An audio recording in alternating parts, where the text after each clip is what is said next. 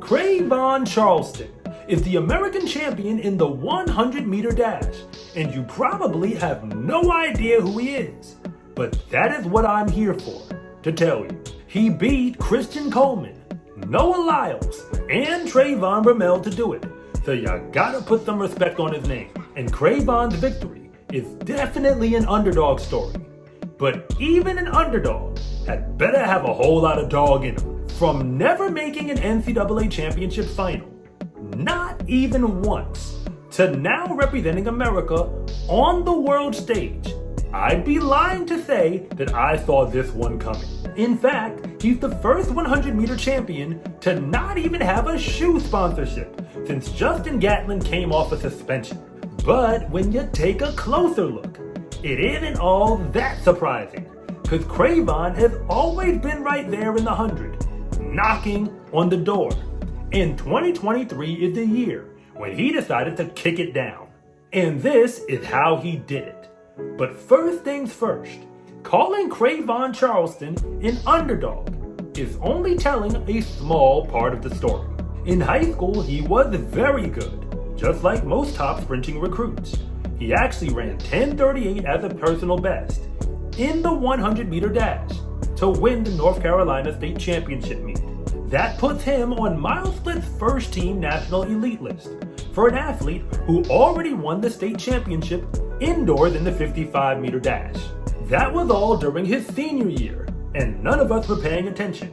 But while he was a junior in high school, he was actually a New Balance All-American. Of course, that was still in the 100-meter dash. And after all that, he chose to go to NC State in the ACC Conference to continue his track and field career. So even at 17 years old, he had been running against the best, even if he wasn't always in the front of the race yet. The truth about Cravon is once he got to college, he actually underachieved.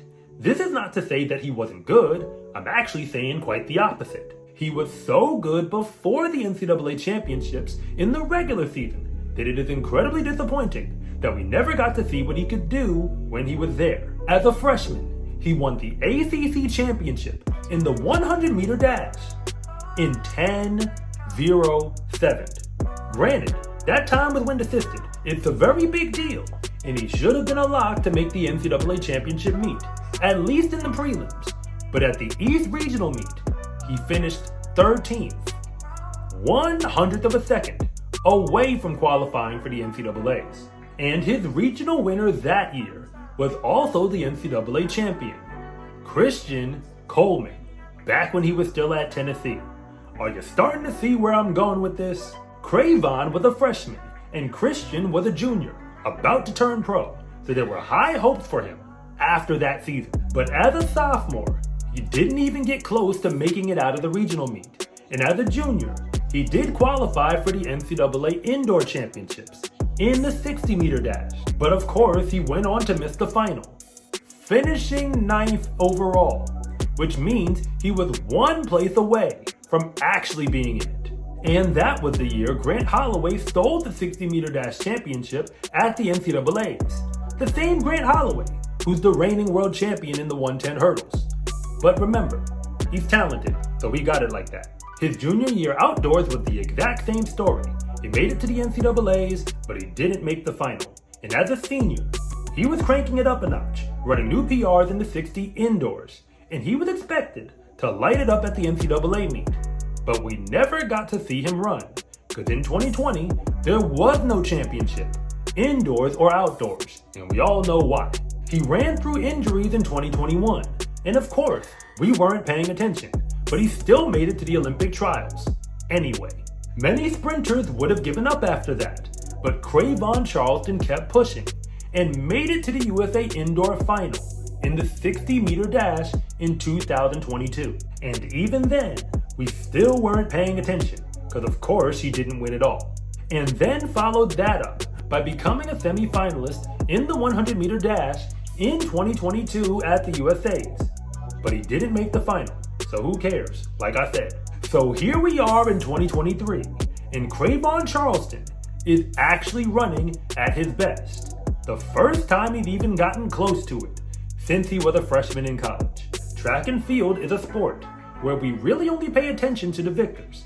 Everybody else in the race might as well be an extra in an action movie. Well, Cravon is finally the star, and now he's putting on a show.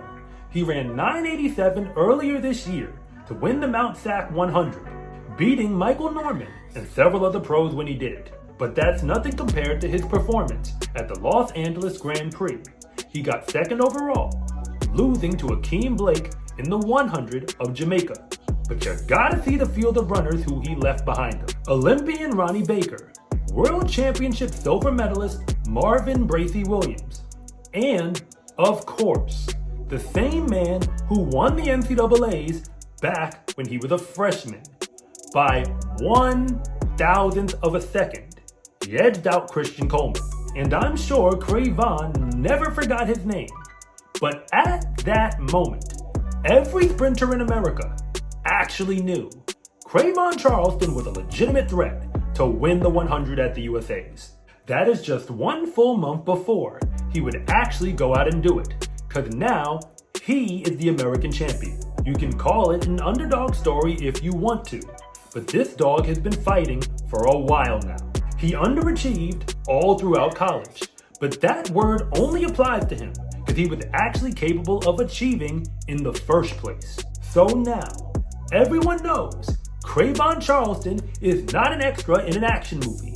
He is the star of the show, a role that he's worked incredibly hard to earn, and it's time we put some respect on his name, because he deserves everything that is coming to him, including a shoe contract, which I am sure Nike and Adidas are trying to figure out right about now.